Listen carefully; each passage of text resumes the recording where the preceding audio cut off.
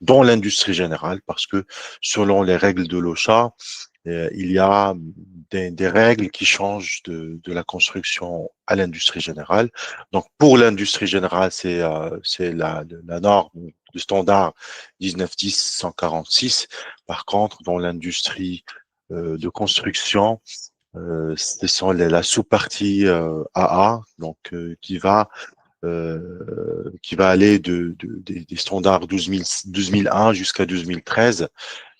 Bien sûr, c'est presque les mêmes pratiques, hein, mais juste c'est une adaptation à des espaces confinés plus ou moins spéciaux, les tranchées, les zones d'excavation. Donc, ce sont des espaces qui parfois ne nécessitent pas un permis spécial, mais voilà, il y a des règles qui diffèrent, mais dans sa globalité, depuis la définition, les responsabilités et rôles, tout ça, c'est plus ou moins similaire entre l'ensemble de ces deux standards, donc ceux qui touchent l'industrie générale et ceux qui touchent la zone de construction. Alors, pour commencer, les espaces confinés sont cités dans notre réglementation marocaine. Donc, il faut savoir que ils ne sont pas cités pas de la manière espace confiné. Par contre, l'article 287 du Code du travail fait un rappel aux salariés et dit que les salariés qui sont appelés à travailler dans les puits, hein, les conduites de gaz, les canaux de fumée, les fosses d'aisance, cuves ou appareils quelconques. Lorsqu'on dit appareil quelconque, euh, pouvant contenir des gaz délétères, doivent être attachés.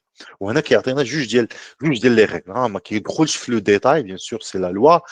Le détail technique, peut-être un arrêté, un décret, une norme viendra par la suite pour expliquer davantage. Mais pour le moment, les deux exigences majeures concernant l'accès à ces types d'espaces cités dans lesquels même euh, on a cette quelconque, un appareil quelconque, ça veut dire tout espace confiné. Donc, ils doivent être attachés par une ceinture, hein, sans précision de la nature de la ceinture, bien sûr, Par la suite, on aura l'explication dans un cadre qui ont bien dit réglementaire, et être protégé par un autre dispositif de sûreté, y compris les masques de protection. Ok. Donc, هنا كنشوفوا بأنه la réglementation marocaine, c'est l'article 284. Bien sûr, il parle des espaces confinés. Ok, عطينا juge ديال les risques majeurs اللي غنلقاوهم في l'espace confiné, اللي هو le risque de perdre conscience et de ne pas avoir la possibilité d'être secouru. يعني هنا كيقول لنا بأن l'espace confiné, toute personne qui doit accéder, c'est qu'on est attaché là à une ceinture. باش au cas où وقعت ليه شي حاجة, on ne sera pas obligé de rentrer d'une manière qui n'est pas correcte. Donc, c'est plus ou moins, on doit préparer une procédure d'évacuation. La deuxième, c'est que on parle que il y a des gaz délétères, ça veut dire des gaz toxiques, qu'il faut vraiment aller protéger les gens qui vont intervenir à l'intérieur de ces espaces. Donc voilà, j'accepte juste d'autres personnes.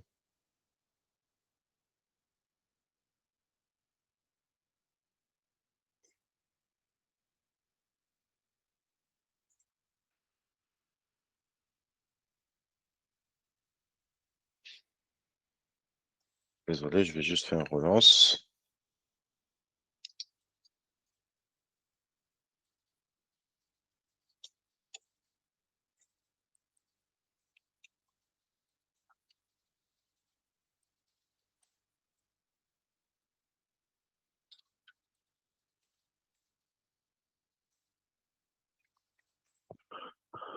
Alors, donc maintenant, pour le cours, bien sûr, il est disponible dans les deux versions. Donc, dans le compte, vous allez trouver cette version officielle de l'IBSP et vous allez également trouver la version française traduite des espaces confinés. Donc, en termes de standard OSHA, donc celui qui nous intéresse dans ce cours, c'est principalement le standard 1910. 146, c'est celui qui concerne les espaces confinés dans l'industrie générale. Alors, ce que c'est qu'un espace confiné, selon sa définition, c'est un espace, ok, un space, limited ou restricted, ça veut dire que c'est un espace qui a deux délimitant, la zone, une configuration plus ou moins confinée, hein, mais c'est ouvert. Donc, une sorte de confinement, hein, c'est ça l'espace confiné. Euh, restricted means of egress, of entry ou la egress, يعني, d'entrée et des sorties. La principale caractéristique des espaces confinés, c'est que ils n'ont pas été dimensionnés, ils n'ont pas été construits pour accueillir, pour garder des personnes d'une manière continue, pour l'occupation humaine ou l'occupation des travailleurs. On a vu que, par exemple, dans les directives que la loi internationale concernant les machines et toute configuration, parfois, qu'il y a des limites, qu'il y a des analyses de risque concernant les machines pour prendre en considération s'il y a une occupation humaine. Par exemple, si c'est une cabine de conduite hein, à l'intérieur d'une machine, parce que les engins de terrassement et les engins de manutention sont des machines. Donc, les zones, par exemple, la cabine de conduite, c'est une zone d'occupation continue, donc doit être configurée d'une manière à ce qu'il accepte sans aucun risque, même il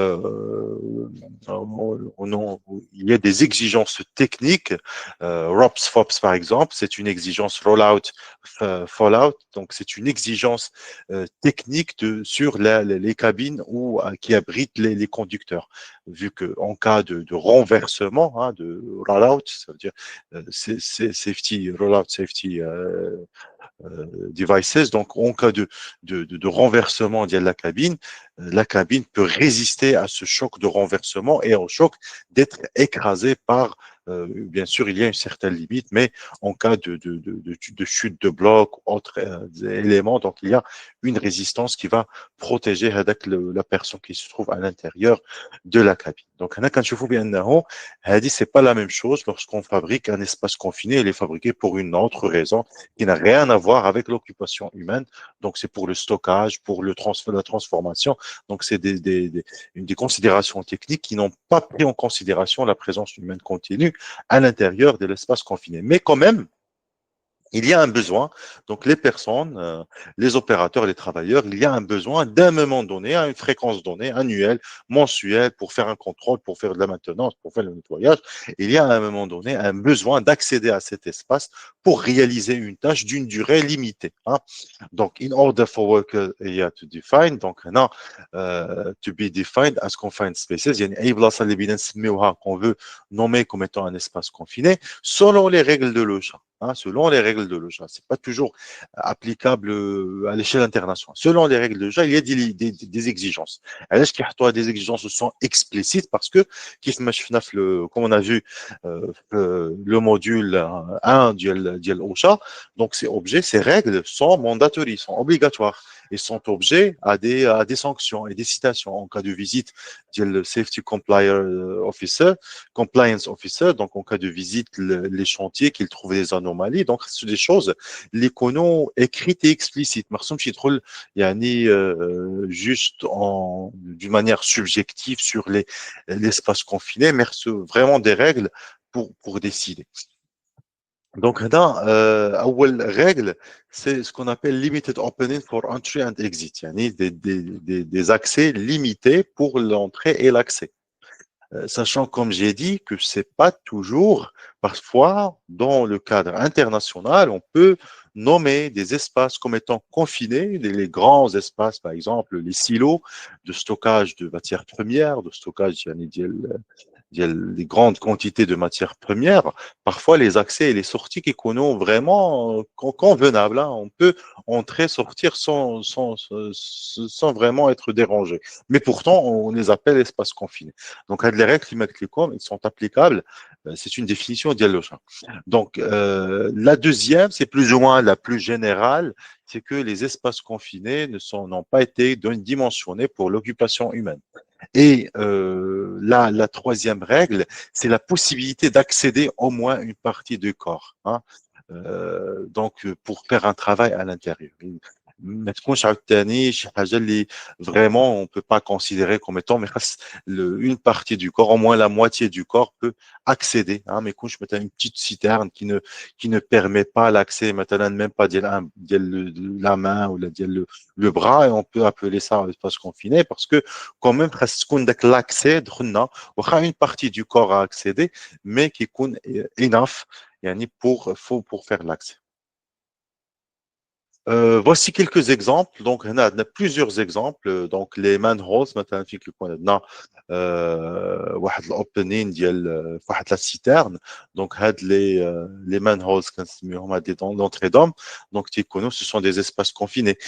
Tout ce qui est système d'irrigation ou système d'assainissement, donc ce sont des espaces, les conduites, les grandes conduites ou même les systèmes, tout le système d'irrigation, parfois ce sont des tunnels, hein, c'est pas uniquement des conduites, parfois ça dépend des dimensions. Ce sont des tunnels sous terre pour le transport il y a des grandes quantités de parfois des eaux de pluie ou là des eaux d'assainissement, mais ça peut être vraiment de grandes volumes. Hein, les storage tanks, il y a tout ce qui est zone de stockage, hein, les réservoirs de stockage, les excavations, les tranchées, les puits, les tunnels, même les tunnels de transport sous terre ne sont pas configurés pour l'occupation humaine. Hein, ils sont configurés pour le passage d'autres moyens, مثلا ديال les trains ou autres moyens, le métro ou la autre, ولكن ne sont pas n'ont pas été configurés pour l'occupation continue. Hein, on parle de continu, ça veut dire on peut accepter une occupation temporaire, mais n'est pas continue. Ok, donc je vais juste accepter. Voilà. Tout ce qui est zone de lift, hein, les monts de charge, les ascenseurs, donc les zones ces zones-là sont considérées comme également des espaces confinés, les ducts, hein, les vents tubes et autres moyens de transport de fumée, de gaz, d'air. Hein, les vents tubes sont utilisés parfois pour transporter de la ventilation, système de conditionnement, hein, de climatisation, donc sont également c'est des espaces confinés, les conduites, hein, indépendamment de leur dimension, les chambres, les silos, les trémies, les chaudières, les réservoirs de stockage, voilà, les puits, les cargos, maintenant les zones de chargement des cargos des navires, voilà, donc donc toute configuration, toute zone qui est utilisée pour une raison de stockage de matières premières, de transformation, mais peut être considérée comme étant un espace confiné. Et comme j'ai dit, pour l'OSHA, hein, la règle n'exige pas que tout le corps rentre à l'intérieur de l'espace, mais une partie suffisante pour que la personne soit coincée à l'intérieur de l'espace est suffisante pour donc considérer l'espace comme étant confiné. Donc, ce qu'on va voir dans ce cours, voilà une définition de ce que c'est qu'un espace confiné, quelques exemples, et on va voir les dangers majeurs d'un espace confiné, les principales responsabilités et les procédures d'accès dans les espaces confinés. Alors, aux États-Unis, l'OSHA distingue deux types des espaces confinés. Il distingue ce qu'on peut appeler les permit required, ceux qui nécessitent un permis pour y accéder, et un deuxième type d'espace confiné, ceux qu'on peut qualifier non-permit required. Donc, le moment où l'employeur a mis suffisamment de moyens de maîtrise pour s'assurer qu'il n'y a pas de risque à l'accès. Donc, il a neutralisé l'ensemble des risques liés à l'espace confiné d'une manière globale et générale, côté détection des gaz toxiques, détection des gaz inflammables, procédure d'évacuation et tout ça. Donc, l'espace a été vraiment protégé. Donc, on peut considérer que l'espace ne nécessite pas un permis, mais probablement il nécessitera une autorisation spécifique pour des personnes à y accéder, mais pas nécessairement un permis avant chaque accès qui aura l'ouverture et fermeture du permis. Donc, mais ça reste la condition générale d'une manière globale qui est la règle de base, c'est que les espaces confinés nécessitent un permis pour y accéder. Donc, pour ouvrir et permettre l'accès aux espaces confinés, c'est conditionné par un permis d'accès. Donc, les procédures, c'est la préparation et le review des espaces des permis. Ensuite, la familiarisation du personnel avec les dangers des espaces confinés. Les personnels, ou là, tous les personnes concernées par l'espace confiné, à savoir les superviseurs, les surveillants, hein, attendees, les personnes qui vont entrer, les entrants, hein, les personnes qui vont accéder à l'intérieur de l'espace confiné et les personnes qui vont assurer une évacuation en cas d'urgence. خاصهم يكونوا tous aware, يعني, au courant des dangers spécifiques de chaque espace confiné.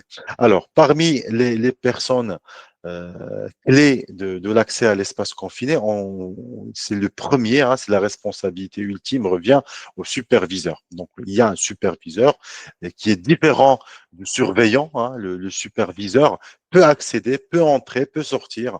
Il a des responsabilités, donc, mais c'est lui qui valide les autorisations et les permis de travail. C'est lui qui assure qu'il y a suffisamment de protection, comme quoi les moyens de protection d'accès aux espaces confinés ont été réglés, donc ont été mis en application.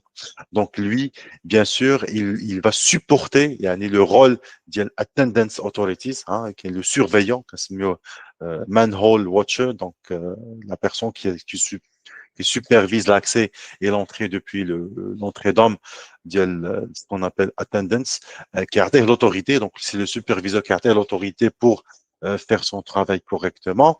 Donc, aussi, il va vérifier les personnes qui accèdent et qui rentrent, qu'ils sont habilités à entrer. Donc, c'est lui qui assure le maintien des conditions de sécurité au sein de l'espace confiné. C'est lui l'ultime responsable. Et s'il donne l'ordre d'évacuation, donc tout le monde doit évacuer indépendamment de la nature du travail exécuté ou de l'état des travaux en cours, hein. Même si les travaux ne sont pas encore achevés, c'est le superviseur qui a cette exigence parce que c'est exigé par l'OSHA. L'OSHA exige que le superviseur détienne la responsabilité de donner l'ordre, d'évacuer l'espace confiné et les personnes qui se trouvent à l'intérieur de l'espace confiné doivent automatiquement répondre à cet ordre d'évacuation et sortir indépendamment de l'état d'achèvement des travaux en cours d'exécution. Le deuxième rôle, très important, donc on a vu le rôle d'ultime responsabilité, c'est lui qui est responsable sur le déroulement, qui est le superviseur. Donc on doit avoir quelqu'un qui a de l'autorité pour gérer l'espace confiné, ses risques, s'assurer du lag-out, donc c'est lui le premier responsable du risque d'accès à l'espace confiné. Le deuxième rôle important décidé, c'est le rôle watcher. Donc, Hall Watcher, donc c'est ce qu'on appelle le surveillant de l'espace confiné. C'est une personne qui s'assure des personnes qui accèdent, donc une liste pour s'assurer des entrées, sorties et s'assurer également de maintenir une communication donc tout le temps avec les personnes qui se trouvent à l'intérieur. Donc, toute personne qui se trouve à l'intérieur doit pouvoir communiquer avec le surveillant. Le surveillant, parmi ses responsabilités majeures, c'est qu'il n'a pas le droit d'accéder, de rentrer à l'intérieur de l'espace confiné, peu importe la situation. Donc, c'est le rôle le superviseur de rentrer, sortir, mais le surveillant, lui, n'a pas le droit d'y accéder. Donc, lui, il ne fait que assurer le maintien de la communication et bien sûr, il a le droit de demander via cette communication, hein, indépendamment de la voie de communication par radio, par verbalement, haka. Donc c'est lui qui détient cette responsabilité de donner l'ordre d'évacuer en cas de besoin. Donc, c'est lui qui assure les entrées-sorties. Et bien sûr, il est un de diraaya, ce qu'on appelle le self-contained breathing apparatus. Ça veut dire tout ce qui est moyen de respiration autonome et les moyens de secours, de premier secours en cas de besoin. Donc, la troisième responsabilité, donc, تكون عند les personnes qui vont rentrer à l'intérieur يعني de l'espace confiné. D'abord, ils doivent être sûrs qu'ils ont l'autorisation. Hein, ils ont l'autorisation d'accéder à l'espace confiné. خاص يكون عندهم واحد la connaissance des compétences d'utilisation ديال هذوك les deux règles اللي دوينا عليهم في الاول. Bien sûr, que ce soit la réglementation marocaine ou le chat, on a parlé que attaché, bien sûr, attaché à une corde, à une ceinture, un harnais d'évacuation, et le deuxième, bien sûr, doivent connaître comment utiliser les équipements de protection individuelle, principalement les équipements de respiration autonome et connaître bien évidemment les dangers de l'espace confiné. Et bien sûr, parmi les choses à quelles ils doivent répondre, c'est qu'ils doivent répondre à une demande d'évacuation, même s'ils n'ont pas terminé encore le travail d'Yelhom, ils doivent sortir de l'espace confiné. Donc, هادو هما une image ديال les principaux intervenants. Donc, هادو plus ou moins هما l'essentiel. Donc, on a le superviseur, le man watcher ou le role watcher ou le surveillant de l'entrée-sortie. Et bien sûr, on a l'équipe de emergency rescue, l'équipe de sauvetage et d'évacuation des personnes en cas de besoin.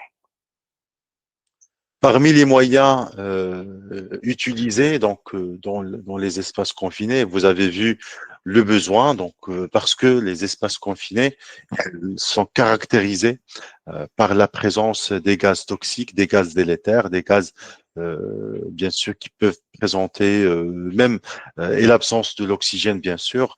Donc là, qui a le besoin d'être équipé au moment d'accès à un espace confiné, être à la mesure d'utiliser un appareil de respiration autonome en cas de besoin. Ça dépendra bien sûr des exigences qu'on va rencontrer dans l'espace confiné. Donc bien sûr, l'utilisation de ce type de matériel nécessite bien sûr une connaissance d'utilisation, un training, un job, vraiment on the job training pour pouvoir l'utiliser correctement et s'assurer de maintien de la durabilité, comment s'assurer de la pression du gaz ou de l'oxygène nécessaire pour continuer le travail, également de la capacité et la durée l'utilisation de cette bouteille de gaz.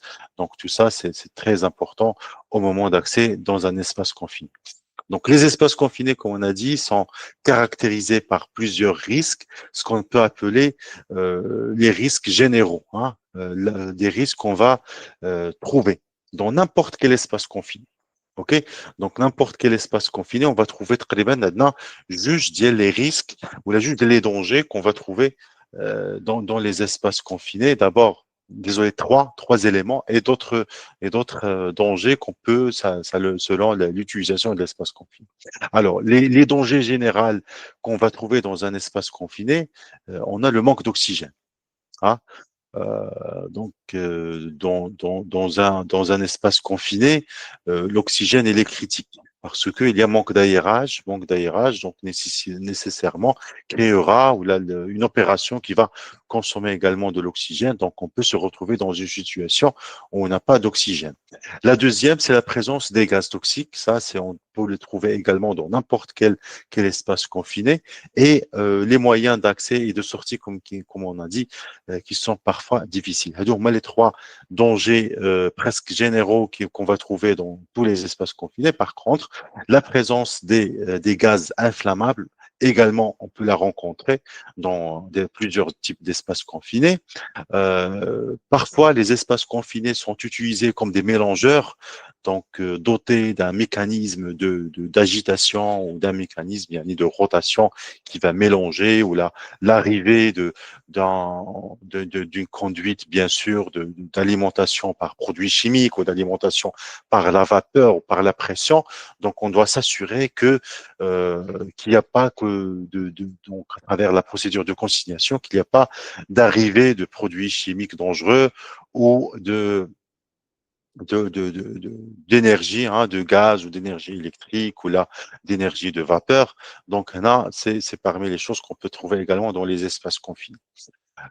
Parmi les considérations, bien sûr, des espaces confinés, surtout ceux qu'on appelle Permit Required Confined Spaces, donc le permis Confined Spaces Permit, le permis, ce qu'on nous fait des informations, l'identification de la nature du travail à exécuter, la localisation de la zone et les dangers, quand ça va commencer, quelle date exactement, la validation ou la revalidation du permis, est-ce que c'est obligatoire, c'est nécessaire après chaque shift, après chaque jour, donc on doit déterminer les conditions de renouvellement du permis, c'est important parce que parfois, quand vous savez qu'il y a surtout à des interventions de maintenance sur les citernes ou là, les agitateurs ou les caves ou là, parfois durent au-delà d'un shift.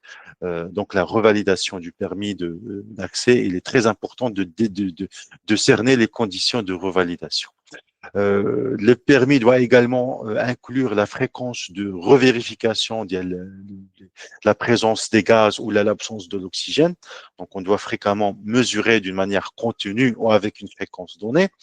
Quelles sont les énergies qu'il faut et l'arrivée des produits chimiques qu'il faut isoler et comment on va les isoler. La signature des personnes autorisées, notamment ceux du superviseur, et une copie qui va rester, bien sûr, sur les espaces confinés. Parmi les choses, donc en relation bien sûr avec ces espaces confinés et leurs conditions et leurs dangers, donc les choses à considérer avant d'entrer dans un espace confiné, c'est bien évidemment l'isolation, hein, la consignation et l'isolation de tout type d'énergie, tout type de produits chimiques, tout type d'arrivée d'énergie doivent être isolés correctement en respectant les procédures de consignation, de vérification et autres pour que le travail soit sécurisé, bien sûr, contre l'arrivée de tout type d'énergie ou tout type de produits chimiques. Parmi les choses qu'il faut également considérer dans un espace confiné, c'est, comme on a dit, l'aérage. Hein. L'aérage, donc, c'est un espace confiné où il y a un manque d'aérage, de renouvellement de l'air, d'augmentation de l'humidité et de la chaleur.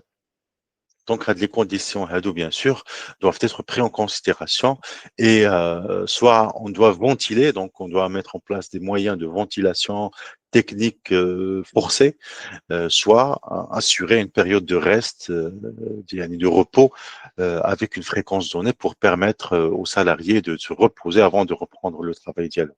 Également, il y a des risques de radiation, hein, la présence dans un espace confiné, il peut exposer les gens, ça dépendra de la matière qui a été stockée, donc il faut prendre en considération le risque d'avoir de matières radioactives. Les choses qu'il faut considérer, c'est également le testing and monitoring de l'oxygène et dans tout l'espace, dans tous les zones de l'espace confiné, et non pas par exemple juste à l'entrée de l'espace, mais il faut vraiment s'assurer que tout l'espace confiné a été généralisé par la prise et le monitoring de la présence d'oxygène et de la présence des gaz toxiques. Donc, parce que parfois, on trouve que le gaz, il est présent à proximité, l'oxygène, il est en qualité suffisante à proximité des entrées, mais plus on va vers les recoins, vers des zones à l'intérieur de l'espace confiné, plus l'oxygène perd sa concentration. Donc, l'oxygène doit rester dans des limites, hein, ce qu'on appelle les limites inférieures et les limites supérieures, pour ne pas favoriser les risques d'explosion. La même chose, les gaz combustibles, hein, les gaz inflammables, doivent rester en dehors des limites d'explosivité. Hein. On a des limites supérieures et les limites inférieures. Donc, on doit s'assurer que les gaz restent toujours dans ces limites. Et bien sûr, les gaz toxiques, il y a une liste des gaz toxiques hein, qu'on peut trouver, le H2S, le monoxyde du carbone. Donc, il y a plusieurs gaz, le méthane, hein, on trouve généralement dans les espaces confinés et qu'il faut s'assurer que leur concentration reste toujours inférieure à la concentration légale de toxicité. Parmi les choses, comme on a dit, qu'il faut considérer, parfois, on aura besoin de l'accès de plusieurs personnes qui ne seront pas munis tous d'appareils autonomes de respiration. Donc, dans ce cas, on doit s'assurer que d'avoir un système de ventilation forcé qui sera mis pour assurer le renouvellement de l'air à l'intérieur de l'espace confiné.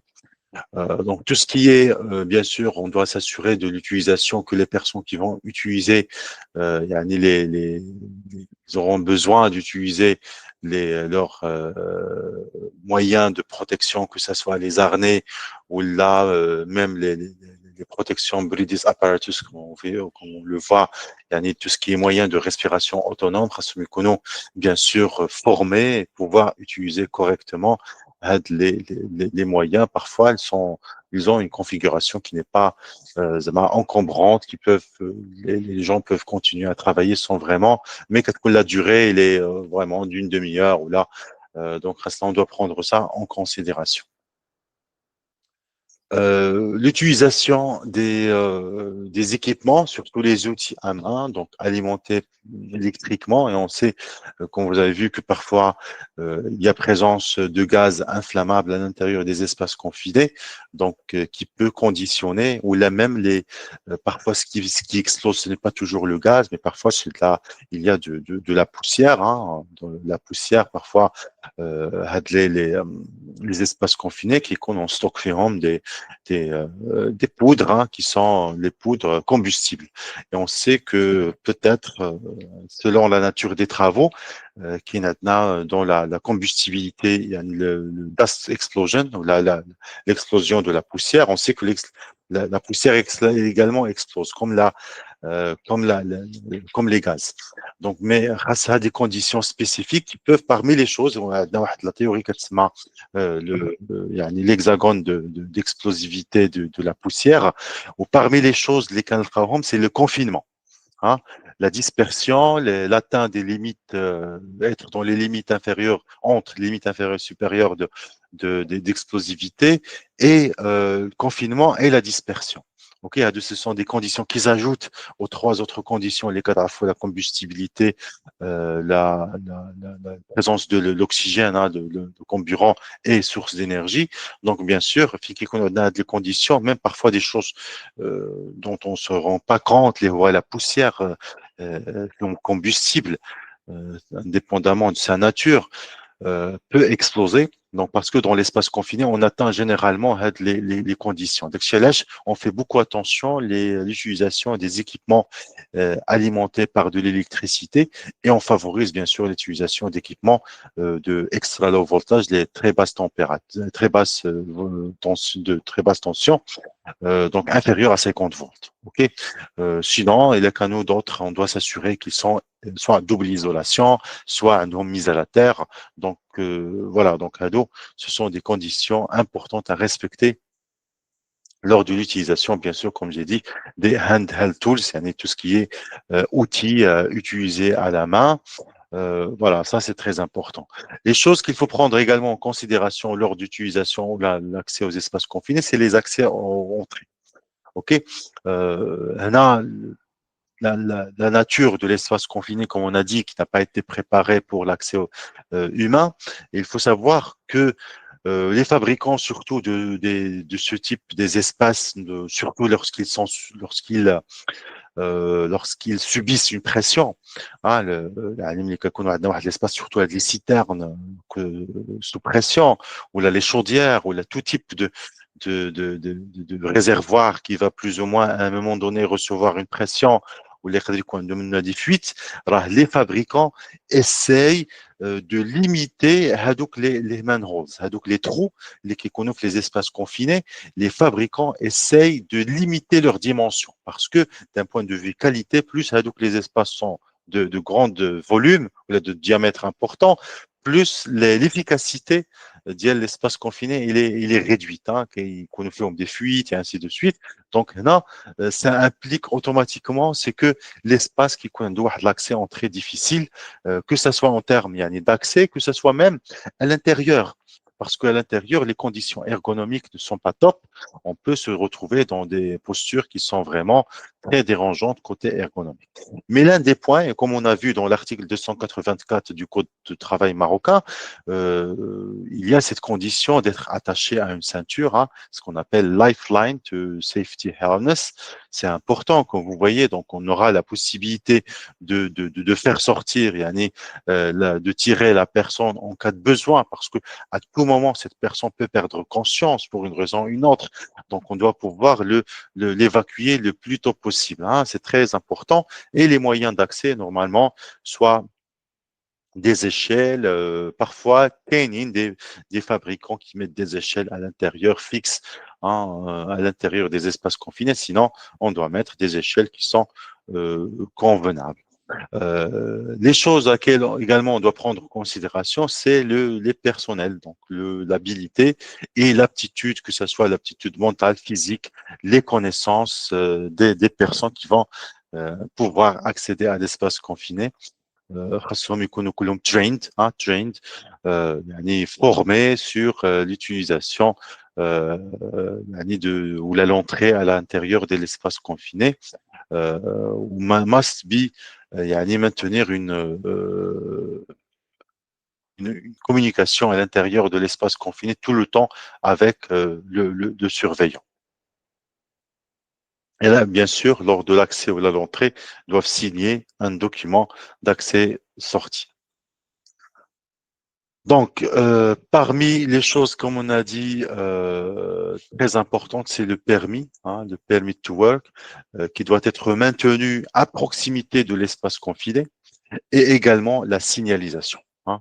هنايا, comme j'ai dit, c'est une signalisation conforme, réglementaire de l'OSHA, dont chaque employeur et pour chaque espace confiné, donc les 20 types, le fabricant doit obligatoirement d'abord signaler que c'est un danger, c'est un espace confiné, et en plus mettre est-ce que c'est un espace confiné permit required ou là non permit required, ok?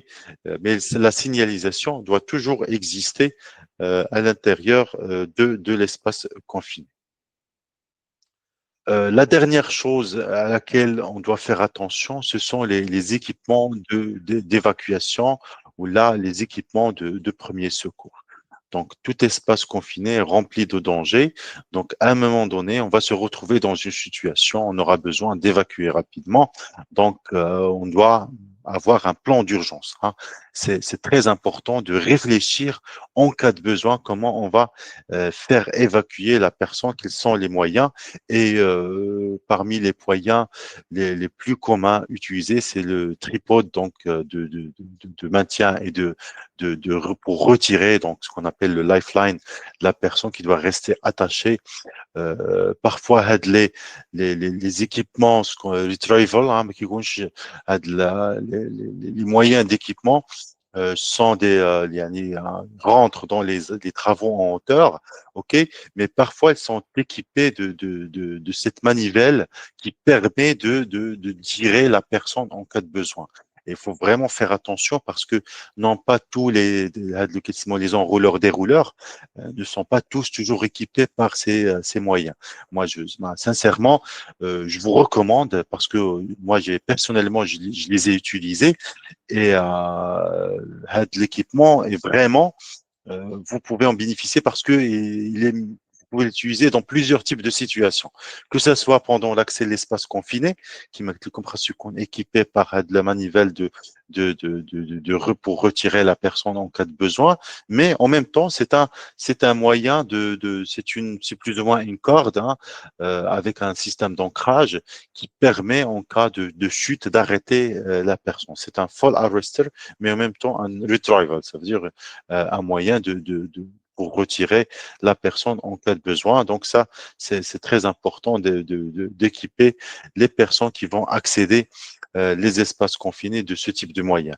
وهنا ماشي غنستعملوه uniquement lorsqu'on a besoin, par exemple, de faire descendre la personne بهذا le système de suspension, parce que c'est comme une sorte de travaux sur corde, donc un système de suspension pour faire descendre la personne et puis le remonter. Pas toujours besoin, même s'il y a un équipement d'accès, des échelles fixes qui mettent comme à l'intérieur de l'espace confiné. Pourtant, on aura besoin toujours de ce système pour retirer la personne rapidement en cas de besoin. Donc, là, bien sûr, d'une manière générale, comme on a dit, il faut utiliser le permis d'accès. Hein. Hasna, la procédure doit prendre en considération les éléments dont on a cité dans son ensemble, depuis la consignation, d'assurer la présence des personnes responsables, le surveillant, le superviseur et les personnes qui vont assurer l'évacuation. S'assurer que nous avons bien identifié les dangers dans un espace confiné. Comme on a dit, il y a des dangers communs qu'on va trouver dans tout type d'espace confiné, mais aussi on a des dangers spécifiques propres à chaque espace confiné, propres à l'utilisation de chaque espace confiné. L'utilisation des outils semi-connu adaptés, si on a une zone à texte, hein, si malgré les considérations, il y a un risque, parce que zone à texte ne veut pas dire toujours la présence, hein, d'une zone à texte, le zonage, le système de zonage 0, 1, 2 ne veut pas dire toujours la présence continue des gaz inflammables dans les seuils, comme on a vu, les limites inférieures et supérieures, mais parfois on a des zones où on a la possibilité de formation. Hein, on a la possibilité de formation d'un gaz inflammable. Ça veut dire on doit être prêt de ne pas utiliser des équipements qui peuvent, en cas de formation, et pendant même le travail on a le type de travaux qu'on va exécuter parce que c'est des travaux de maintenance qui vont probablement nécessiter de l'oxycopage, du chalumeau, de HADA. Donc, on peut nécessairement, probablement créer une situation, on va générer des gaz inflammables. Donc, on va rendre l'espace pendant le travail il y a un espace à texte. Donc, il faut s'assurer également des outils qui soient adaptés. Et bien sûr, la dernière chose, c'est la supervision. Comme on a dit, le superviseur doit s'assurer que le surveillant il est toujours présent. Et si un besoin, on doit le remplacer. Hein, il ne doit pas s'absenter. Donc, peu importe la raison, donc le superviseur doit s'assurer que il y a un remplaçant du superviseur, du surveillant de l'espace confiné, parce que le surveillant, comme on a vu, il doit maintenir une communication continue avec les personnes qui se trouvent à l'intérieur de l'espace confiné. Il doit donner l'alerte d'évacuation. Voilà, donc c'est des rôles qu'on peut pas interrompre à ce moment en continu dans l'espace confiné.